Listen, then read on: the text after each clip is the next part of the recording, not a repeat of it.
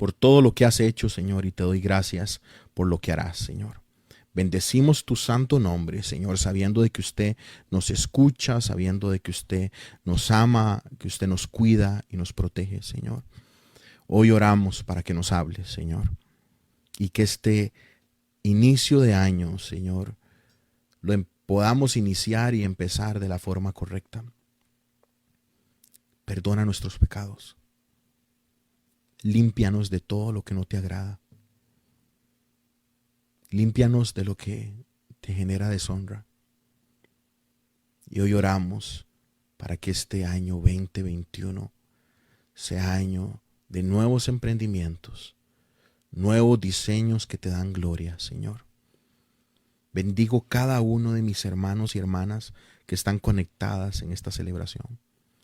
Y oro, Señor, para que dependan completamente de ti. Hoy te doy gracias porque estamos juntos, Señor. Gracias por cada hogar que edifica un altar en su casa, todos los sábados hasta ahora, y juntos nos convertimos en tu iglesia. En el nombre poderoso de Jesús oramos. Amén y amén. Abra su Biblia, por favor, en el capítulo 15 de Marcos. Ya estamos pronto a terminar el estudio que nos ha tomado todo un año sobre el Evangelio de Marcos. Nos encontramos en Marcos capítulo 15 y es el momento en el cual los religiosos importantes de Jerusalén y de Israel han encontrado a Jesús gracias a la traición de su amigo y lo han llevado en la noche, en la oscuridad, en el sigilo de la noche, en la capacidad que da la noche de ocultar ciertas cosas para que el pueblo no se diera cuenta de lo que estaba sucediendo, y se llevan a Jesucristo para juzgarlo. El tema de esta noche, como ustedes han visto en cada una de las canciones, el centro ha sido Jesús. El tema de esta noche es Jesús es suficiente. Versículo 1 del capítulo 15 de Marcos. Muy de mañana, habiendo tenido consejo los principales sacerdotes con los ancianos, con los escribas y con todo el concilio, llevaron a Jesús atado y le entregaron a Pilato. Los judíos no tenían la autoridad para condenar a muerte. Tenían que convencer al procurador, al gobernador romano, porque ellos no tenían la autoridad de juzgar a alguien para morir. Así que necesitan preparar casos, necesitan levantar juicios falsos, testigos falsos, para que hablen en contra de Jesús. Pilato solo tiene una pregunta. Y Pilato pregunta en el versículo 2, ¿eres tú el rey de los judíos? Respondiendo él, le dijo, tú lo dices. Esa es la única pregunta que a Pilato le importa. Porque en Roma, cualquier otro que se declarara rey, cualquier otro que tomara la posición que solo el emperador podía tomar, iba a ser juzgado por traición. Así que Pilato no le importa todo lo que está diciendo el consejo, todo lo que está haciendo el Sanedrín. Lo único que le interesa saber es si Jesús se proclama a sí mismo rey de los judíos. Y Jesús le responde, tú lo dices. Por favor, sígame en su Biblia o en la aplicación de su teléfono o dispositivo. Y los principales sacerdotes le acusaban mucho, dice el verso 3. Otra vez le preguntó Pilato diciendo, ¿nada respondes? Mira de cuántas cosas te acusan. Mas Jesús ni aun con eso respondió, de modo que Pilato se maravillaba. Marcos omite un diálogo importantísimo entre Jesús y Pilato con respecto al reinado que está hablando, que está preguntando Pilatos y el cual no niega nuestro Salvador y Señor Jesucristo. Cuando leemos Marcos, que es lo que estamos estudiando esta noche, uno queda con la impresión de que Pilato lo confronta y que Jesús de alguna forma entre las ramas acepta y que Pilato no hace nada. Pero Juan nos comparte bien, y como es un pasaje diferente a la base que estamos estudiando hoy, se lo voy a poner en pantalla, que es Juan capítulo 18, verso 36 al 38 dice, respondió Jesús, Mi reino no es de este mundo. Si mi reino fuera de este mundo, mis servidores pelearían para que yo no fuera entregado a los judíos. Pero mi reino no es de aquí. Le dijo entonces Pilato: ¿eres tú rey? Respondió Jesús: tú dices que yo soy rey. Yo para esto he nacido y para esto he venido al mundo, para dar testimonio a la verdad. Todo aquel que es de la verdad, oye mi voz. Por favor, ponga atención a lo que nos está diciendo el Espíritu Santo a través de la pluma de Juan. Ve lo que responde Jesús: tú dices que yo soy rey. Para esto he nacido y para esto he venido al mundo, para dar testimonio a la verdad. Todo aquel que es de la verdad, oye mi voz. Y vea el verso 38, que es un verso que contiene tanto significado en la voz del procurador romano, del gobernador romano, Poncio Pilato, en forma de una pregunta. Y le dijo Pilato: ¿qué es la verdad? Esta es una pregunta increíble que el hombre ha tratado de contestar desde siempre, familia. Desde siempre. Desde la Grecia más antigua, 8 o 9 siglos antes de Cristo. Ustedes saben que en el siglo 8, séptimo y sexto, previo al Señor Jesucristo, es cuando se generan unos movimientos de pensamiento increíble en Grecia. Primero los sofistas, aquellos los que podríamos llamar los sabios, y luego los filósofos, los amigos del conocimiento, todos en busca de la verdad, tratando de encontrar la verdad. Y la humanidad no ha entendido que la verdad no es algo, que la verdad es alguien, es una persona. Y Pilato pregunta la interrogante que todo el mundo hace, de alguna u otra forma en su vida. ¿Qué es la verdad? ¿Qué es la verdad? Teniendo la verdad frente a él, teniendo a Jesucristo frente a él, teniendo la única verdad eterna en la historia de la existencia frente a él, a punto de ser crucificado. La única verdad es Cristo. Y Pilato pregunta frente a nuestro Redentor: ¿qué es la verdad? Jesús ya había proclamado: soy el camino, la verdad y la vida. Nadie llega al Padre sin Él. Y cuando hubo dicho esto, dice la palabra, salió otra vez a los judíos y les dijo: no hallo en él delito. Juan nos explica o nos da un poco más de detalle por qué Pilato no piensa que Jesús es una amenaza para Roma. Pilato está preocupado en escuchar de los labios de Jesús: yo soy el rey de esta tierra. Y Jesús lo dice. Pero Jesús dice que mi reino no es de este mundo. Y Pilato no sabemos qué es lo que pudo haber pensado. Pudo haber pensado que era un loco, que era alguien que estaba profundamente en la filosofía, o que estaba tratando de generar algún tipo de concepto, o que simplemente era un loco más. No lo sabemos, pero Pilato piensa que no es amenaza para el reino humano. Eso es lo que piensa Pilato. Mientras no haya problemas con la autoridad romana, que diga lo que sea.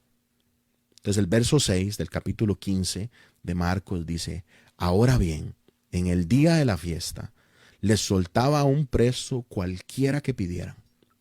Y había uno que se llamaba Barrabás, preso con sus compañeros de motín que habían cometido homicidio en una revuelta. Y viniendo la multitud comenzó a pedir que hiciese como siempre les había hecho. Y Pilato les respondió diciendo: ¿quieren que les suelte al rey de los judíos? Porque conocía que por envidia le habían entregado los principales sacerdotes. Pilato sabía que el Sanedrín estaba corrupto y sabía que era por envidia que los principales sacerdotes habían llevado al maestro ante él. Mas los principales sacerdotes incitaron a la multitud para que le soltara más bien a Barrabás. Respondiendo Pilato les dijo otra vez: ¿qué, pues, quieren que haga con el rey que ustedes llaman rey de los judíos? Y ellos volvieron a dar voces: crucifíquenle. Pilato les decía: ¿qué mal ha hecho? Me parece como que Pilato lo está defendiendo un poquito, pero ellos gritaban aún más: crucifíquenle. Para hacer la situación peor para Pilato, Mateo nos da un detalle que se los voy a poner en pantalla. Mateo nos habla de que la esposa de Pilatos intercedió por Jesús. Y estando él sentado en el tribunal, su mujer le mandó a decir: no tengas nada que ver con este justo, porque hoy he padecido mucho en sueños por causa de él. Esta acción de su esposa no tuvo efecto.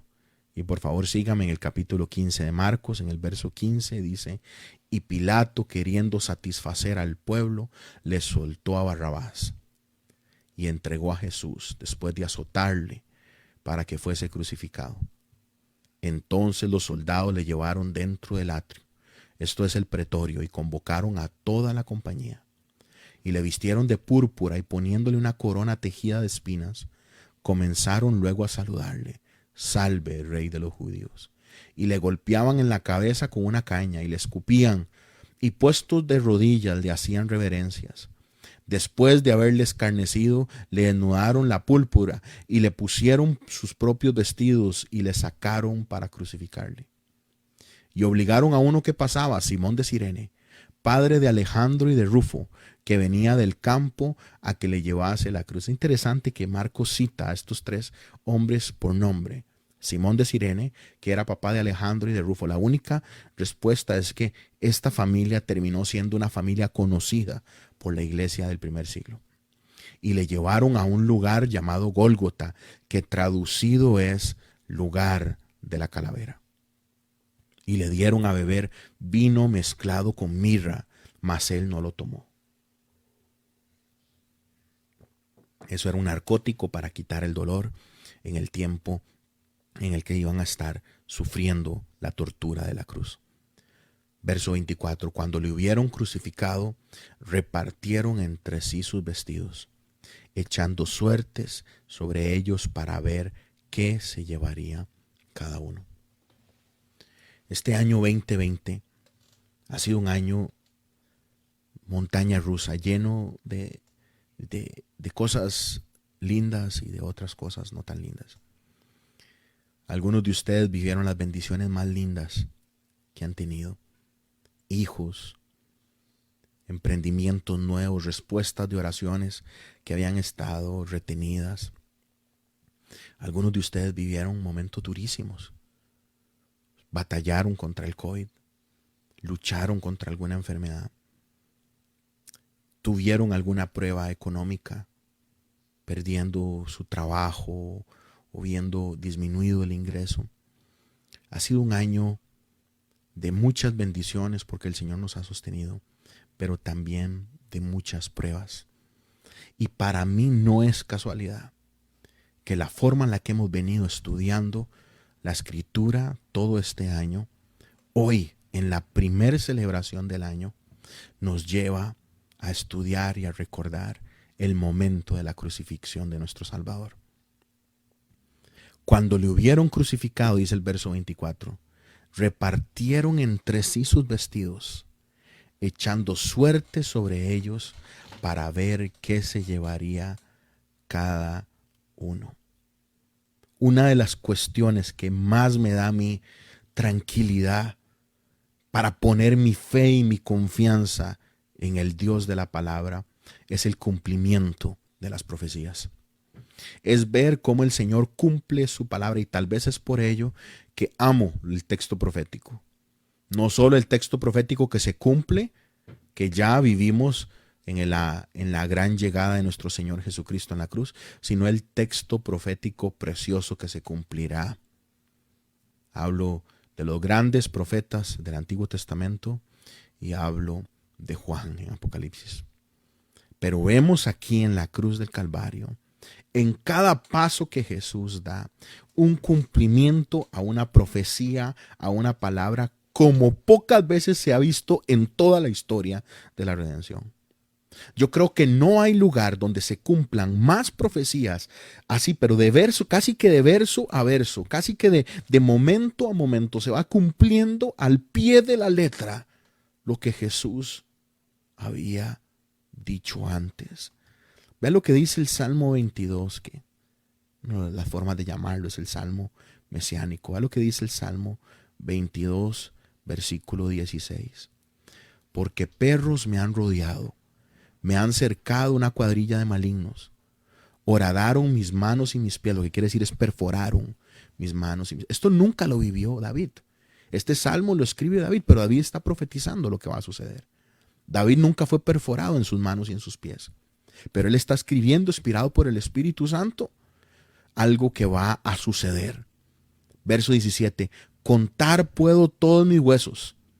Entre tanto ellos me miran y me observan. Repartieron entre sí mis vestidos y sobre mi ropa echaron suertes. Familia, este salmo se escribe 1000 años antes del nacimiento de Cristo. Perforaron mis manos y mis pies. Se escribe antes de que exista ni un solo récord histórico de una crucifixión. ¿A qué me refiero? Que cuando está escribiendo David este canto, el Salmo 22, y profetiza la venida de nuestro Señor Jesucristo y su muerte, ni siquiera existía en la faz de la tierra la tortura por medio de cruz. Y el rey David dice, los perros me rodean, que son la forma en la que los judíos trataban a los gentiles.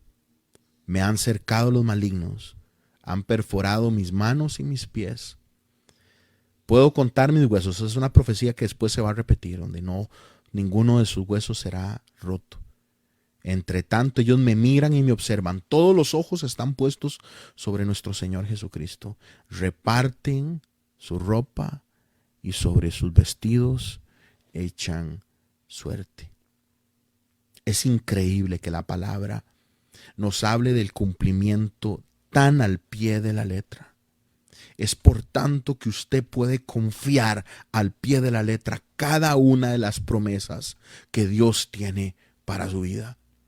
Y es por eso que nosotros podemos creer y cimentar todo lo que somos en su palabra. Porque lo que Dios dice se cumple. Hay tanta gente ahorita maldiciendo el año 2020. Hay tanta gente hablando mal de lo que sucedió en el año anterior, criticando y un montón de cosas. Iglesia, nosotros no somos de ese grupo. Nosotros dependemos de la promesa y de la palabra de nuestro Dios. El rey David profetiza 1000 años antes del nacimiento de Jesucristo la forma en la que Jesús iba a morir. Y en el verso 25 del capítulo 15 que estamos estudiando, nos dice Marcos, y era la hora tercera cuando le crucificaron. Lo que quiere decir que la tortura para el maestro en el madero empezó a las 9 de la mañana. El día judío empezaba a las 6 a.m. La hora tercera para el judío sería para nosotros las 9 de la mañana. Verso 26. Y el título escrito de su causa era el Rey de los Judíos. Se escribía en una pieza de madera, se escribía en una tabla el nombre del condenado y el crimen que había cometido. Y Poncio Pilatos mandó a escribir en 3 diferentes idiomas el Rey de los Judíos. Verso 27. Crucificaron también con él a 2 ladrones, uno a su derecha y el otro a su izquierda. Pilato nunca se imaginó que él estaba siendo usado para cumplir profecías increíbles.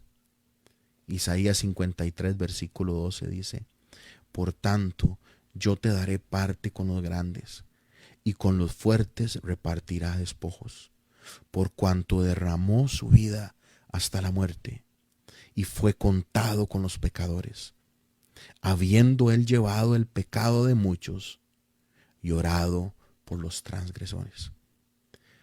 Ojo a lo que les resalto ahí: por cuanto derramó su vida hasta la muerte y fue contado con los pecadores. Jesús fue sumado como un criminal más. Cualquier persona que pasaba por ahí, sin saber quién era Jesús, lo único que dijo, pensó es: otro ladrón, otro asesino, otro violador más que ha encontrado su castigo. Junto a criminales. Nunca hizo mal, pero la gente, cuando lo vio, lo que hizo fue burlarse. Y así nos lo dice Marcos en el verso 28. Y se cumplió la escritura que dice: y fue contado con los inicuos, y los que pasaban le injuriaban, meneando la cabeza y diciendo: va, tú que derribas el templo de Dios y en 3 días lo reedificas, sálvate a ti mismo y desciende de tu cruz. De esta manera también los principales sacerdotes, escarneciéndose, decían unos a otros con los escribas: a otros salvó, a sí mismo no se pudo salvar. Porque los poderosos religiosos terminaron llevando a Jesús por celos, como bien apunta el gobernador Poncio Pilato. Estaban celosos de haber escuchado a Jesús decirle a una mujer: tus pecados te son perdonados. Estaban celosos de haber visto a Jesús levantar a un hombre que nunca había caminado. Estaban celosos de ver a Jesús encontrar a leprosos y limpiarlos. Estaban celosos de ver a Jesús orando al Padre. Y entonces Marcos nos dice que se cumple la escritura de que Jesús es contado entre los inicuos, y nos da el detalle que hasta los principales sacerdotes se reían y decían unos a otros: a otros salvó, a sí mismo no pudo salvarse. Vea lo que dice el Salmo 22 en el verso 7. Dice: cuantos me ven se ríen de mí, lanzan insultos y menean la cabeza. Este confía en el Señor, pues que el Señor lo ponga a salvo, ya que en él se deleita, que sea él quien lo libre. ¿Puede usted imaginar lo que está sucediendo en ese momento? Y la respuesta de la gente: que se libre a sí mismo. Verso 32. El Cristo, Rey de Israel, descienda ahora de la cruz, para que veamos y creamos. También los que estaban crucificados con él le injuriaban. Y cuando vino la hora sexta, hubo tinieblas sobre toda la tierra hasta la hora 9. De mediodía a 3 de la tarde, hubo un fenómeno natural en esa zona de una oscuridad inexplicable. Si nosotros vemos las cartas de los grandes estudiosos de los movimientos de los astros, no calza en ese momento una oscuridad por eclipse. O sea, si los astros se mueven en la forma en la que se ha previsto, por ejemplo, nosotros podemos saber de eclipses que sucedieron en la era egipcia casi de manera exacta, gracias a los avances que han tenido la ciencia. Y si nosotros volvemos a ver atrás, en ese año no hubo ningún evento de este tipo. Algunos creen de que pudo haber sido un eclipse sobrenatural, lo cual ustedes recordarán que por su rebelión y con respecto a Faraón hubo tiempo de oscuridad. Y esta oscuridad no era solo la imposibilidad de ver. Esta oscuridad era una oscuridad que se sentía.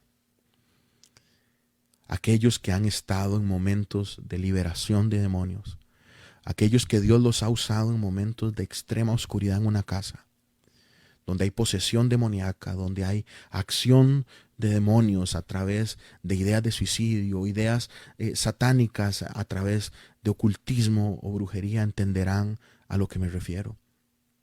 Una oscuridad que no es solo la imposibilidad de ver, sino una oscuridad que se siente, que se vive. Y vea lo que profetiza el gran profeta Amós en su libro, en el 8º capítulo, versículo 9. En aquel día, afirma el Señor omnipotente, haré que el sol se ponga al mediodía y que en pleno día la tierra se oscurezca. Que es exactamente lo que sucede al mediodía cuando nuestro Señor y Redentor está en la cruz. Juicio del Señor y las lamentaciones que vienen como respuesta al pecado son una de las respuestas y las acciones que suceden cuando hay oscuridad en la tierra. Y Amós profetiza que Dios iba a mandar al sol a dormir a mediodía. Y yo creo que eso es lo que pasa en la crucifixión.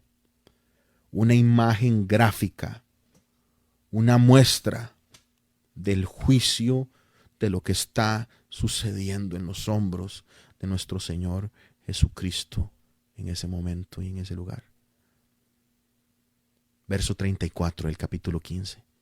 Y a la hora 9, Jesús clamó a gran voz diciendo: Eloi, Eloi, lama sabactani, que traducido es: Dios mío, ¿por qué me has desamparado?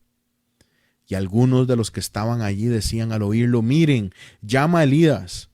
Y corrió uno y empapando una esponja en vinagre y poniéndola en una caña le dio a beber, diciendo: dejen, veamos si viene Elías a bajarle. Nunca entendieron, nunca leyeron las escrituras, porque si hubieran recordado el Salmo 21, hubieran visto lo que el Señor había profetizado 1000 años antes. Dios mío, ¿por qué me has abandonado? Lejos estás para salvarme, lejos de mis palabras de lamento. Y en el verso 37 del capítulo 15 de Marcos, mas Jesús, dando una gran voz, expiró. Esto es un grito de victoria, esto no es un grito de derrota como aparece en todas las películas de la crucifixión. Esto no es un susurro calladito ni un grito de culpabilidad. Esto es un grito de eterna victoria. Un grito que todavía tiene eco. Un grito que todavía se escucha y que es importante recordar hoy que iniciamos año. Mas Jesús, dando una gran voz, expiró. Otro evangelista nos dice: se ha cumplido todo. Hecho está. Y todo aquel que cree que lo que pasó en la cruz del Calvario fue verdad y fue para él, no tiene absolutamente ningún pago que realizar. Y el verso 38 nos dice: entonces el velo del templo se rasgó en dos, de arriba abajo. Recuerden de que el templo tenía muchas áreas. Realmente en el tiempo de Jesús era un complejo de edificios enorme, pero el núcleo principal eran 3: el atrio, el lugar santo y el lugar santísimo. Y solo una vez al año, en el día del Yom Kippur, el sumo sacerdote llevaba la sangre del sacrificio al lugar santísimo. Y en el momento en el que Jesús está en la cruz y grita: hecho está, y grita a gran voz, dice Marcos, y entrega su vida, usted y yo tenemos acceso a la presencia de Dios. ¿Quiere entrar a la presencia de Dios? Usted puede entrar libremente. Anteriormente era imposible, solo uno. Y ahora, en el momento en el que Jesús está en el madero, todo cambia y se nos regala la posibilidad y la capacidad de entrar en la presencia de Dios. Y sabe que es lo increíblemente loco y triste, que muy pocos van al camino que Él ya hizo. ¿Sabe qué es lo loco y triste? Que muy pocos viven en su presencia. Tenemos acceso completo a Él, pero vivimos en nuestras vidas, pero vivimos en nuestras agendas, pero vivimos en nuestras preocupaciones y ocupaciones. Y olvidamos lo que Jesús hizo. Y usted olvida lo que Jesús hizo por Él. Y vemos cristianos hoy dando vueltas, pero no viviendo, no habitando en el lugar santísimo. Vemos cristianos y cristianas que van a celebraciones, que hacen cultos, pero pocos habitando realmente en el santísimo lugar. Jesús en la cruz, familia, compra el acceso. ¿Cuántos de nosotros vivimos realmente ahí? Y por eso a mí me parece formidable que la preciosa providencia de Dios hoy, en la primer celebración del año, nos lleve a este pasaje. Pablo nos dice que podemos entrar confiados al trono de la gracia. La invitación sigue abierta de ir a Dios. Este año, como hago todos los años, hacemos un esfuerzo porque usted tenga vida devocional, porque usted aprenda y crezca en la presencia de Dios. Este año seguiremos fortaleciendo la dosis diaria de Dios que compartimos todos los días. Además de eso, voy a ser diferente. Entonces he abierto un grupo que se llama Lámpara y Luz, que usted puede formar parte en cualquier momento en Telegram, donde vamos a estar creciendo en la palabra diariamente. Porciones de 3, 4 o 5, máximo 5 capítulos al día que vamos a estar leyendo, interiorizando, creciendo y poniendo en práctica. Y dosis diaria de Dios cumplirá el propósito que tiene, que es un devocional sencillo, corto, una palabra, un audio, un video sencillo para que sea una semilla de esperanza para usted, de fe, una semilla de fuerza, de ánimo para su vida. Pero para los que quieran crecer en su relación con Jesús, los invito a que formen parte también de este equipo Lámpara y Luz. Todas las semanas vamos a edificar altar en nuestras familias. Esto es algo que me ha costado. Juntos edificamos altar en nuestra casa. 15 minutos, 20 minutos, 1 hora, 2 horas, lo que sea, el nivel en el que su familia esté. Pero altar familiar pueden ser 15, 10 minutos donde nos detenemos los 4, los 3, los 2 miembros de la familia y juntos abrimos la palabra, oramos, bendecimos la casa y lo hacemos de manera reiterada todas las semanas. Casi 60 veces al año, 50 y pico veces al año nos reunimos juntos, porque la intención nuestra es aceptar la invitación que nos hace Jesús en la cruz, que no solo nos redime, sino que nos llama hacia Él. Entonces el velo del templo se rasgó en 2 de arriba abajo. ¿Qué es lo que está diciendo el Señor? Vengan a mí, búsquenme, vengan, encuéntrense conmigo. Ya Jesús cumplió absolutamente todo. Él es el templo, Él es el sumo sacerdote, Él es la sangre, Él es el perfecto cordero. En Él se cumple completamente todo lo que había de hacerse. Y ahora lo que Dios dice es: vengan, encuéntrense conmigo. Y eso es lo que nos vamos a enfocar este año. Aceptar la invitación que nos hace el velo roto del templo. Encuéntrense conmigo, no solo en las celebraciones, sino encuéntrense conmigo siempre, todos los días. Verso 39.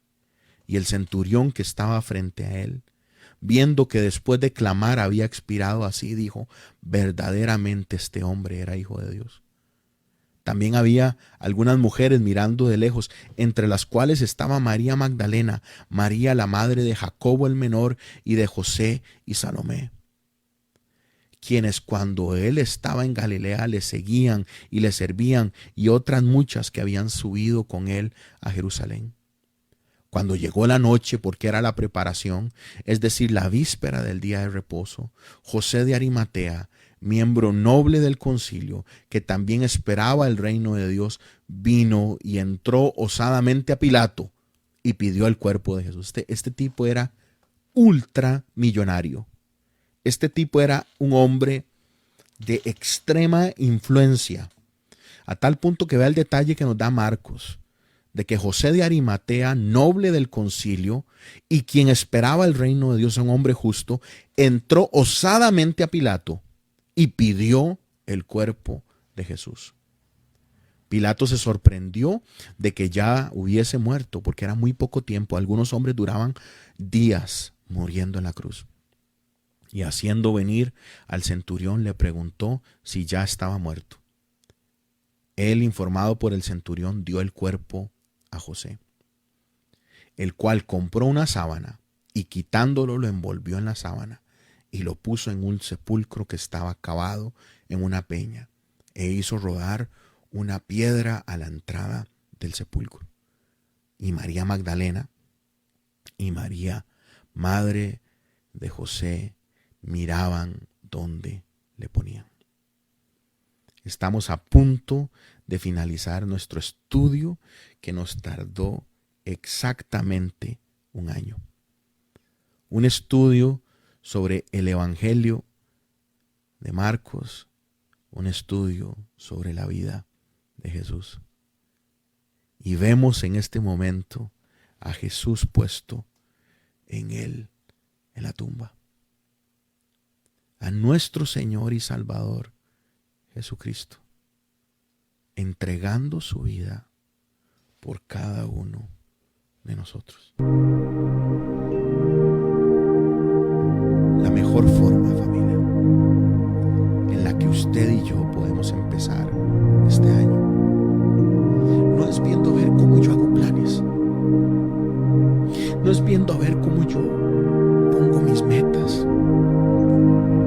La mejor forma de empezar este año no es viendo a ver cómo cambio ciertas cosas para mejorar algunas áreas en las que tengo que tener mejora.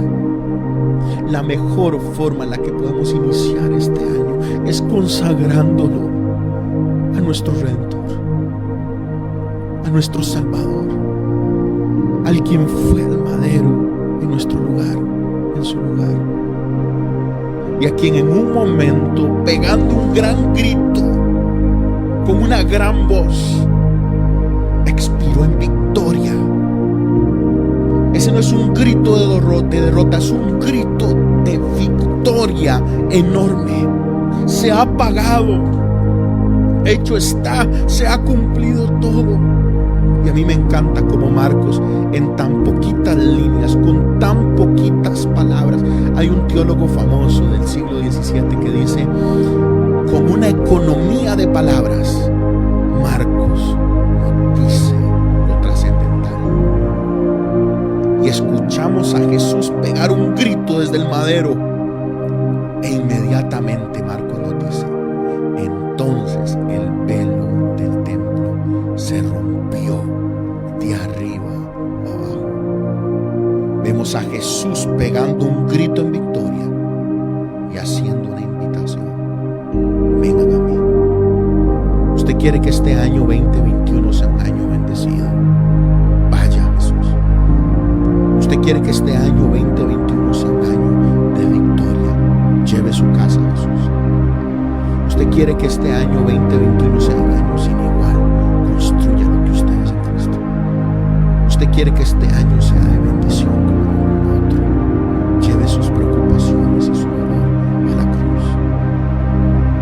Usted quiere vivir un año como nunca lo ha vivido.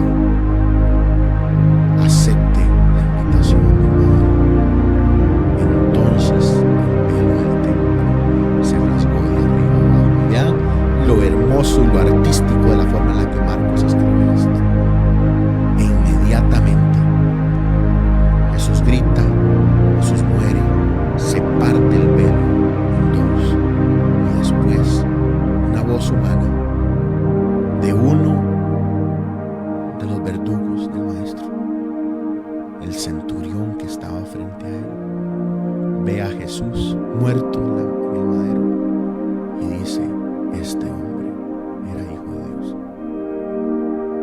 Así que la pregunta que hace Pilato, el mundo la sigue haciendo: ¿qué es la verdad? Y este centurión le responde: este hombre era el Hijo de Dios. ¿Quién es Jesús para usted? Alguien que usted busca los sábados a las 5:30 y los martes en un ratito, o en la roca de su vida.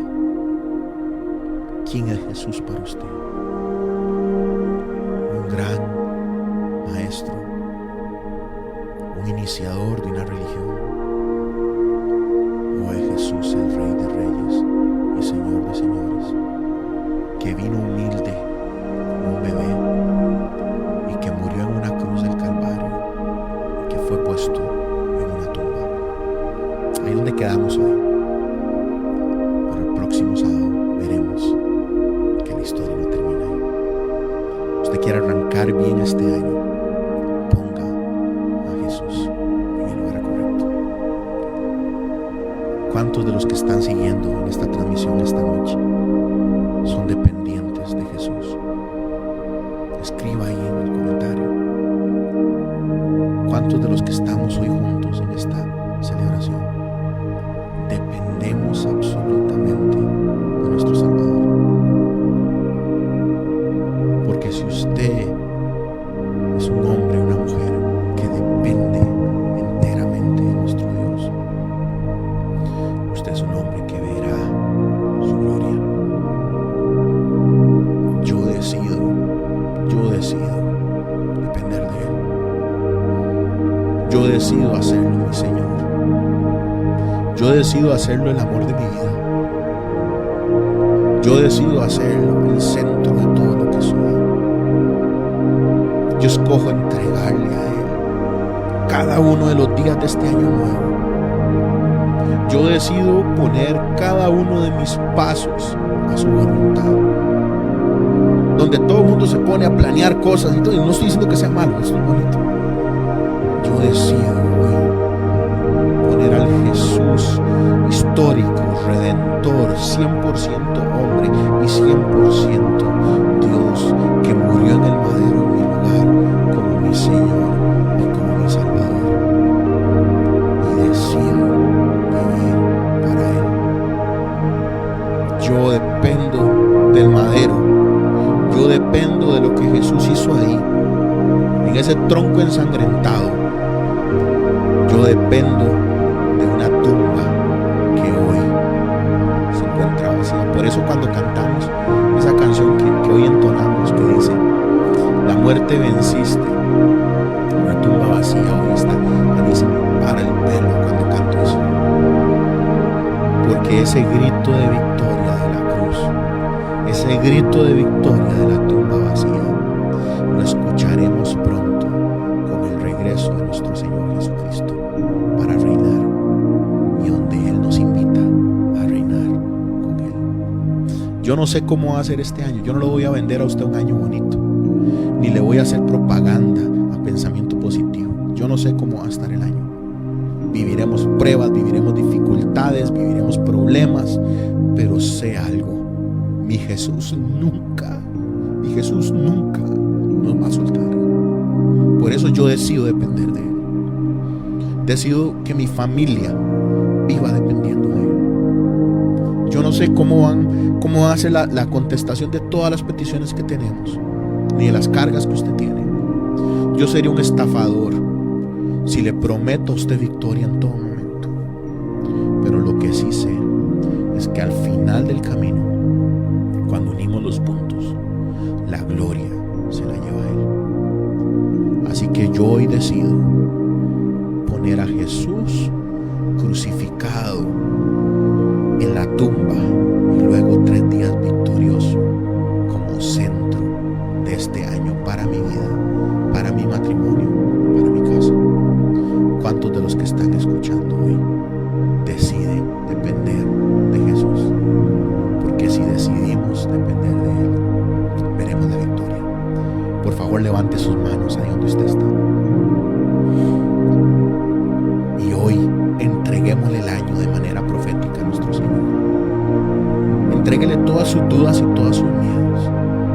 Aquel que derrota la muerte, aquel que derrota a Satanás, aquel que estuvo muerto de vivo,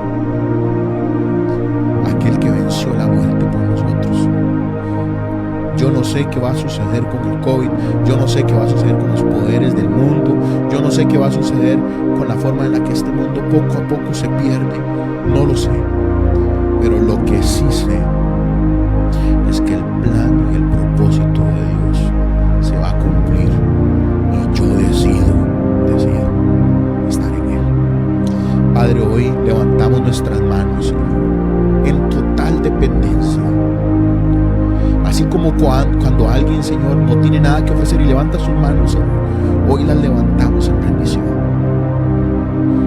Y hoy, Señor, decidimos creer a tu palabra, decidimos creer en tus promesas y decidimos cimentarnos en tu victoria. Hoy arrancamos este año recordando lo que usted hizo por nosotros en la cruz. Hoy arrancamos este año recordando que usted fue puesto en una tumba. Pero hoy iniciamos este año recordando que la historia no termina ahí. Gracias por su precioso evangelio. Gracias por las buenas noticias de que te pertenecemos. Gracias porque estábamos muertos y usted nos dio vida. Hoy bendigo la vida de cada uno de mis hermanos y hermanas y oro para que aprendan a esperar en ti, Señor. Oro para que cada uno de los que me escuchan hoy dependan de ti, porque tengo la certeza de que ningún hombre, ninguna mujer, ningún niño podrá en algún momento reclamarte, Señor, que usted falló. Así que confiamos plenamente que nuestra dependencia de ti será galardonada con victoria. Gracias, Señor, por tu bondad. En el poderoso nombre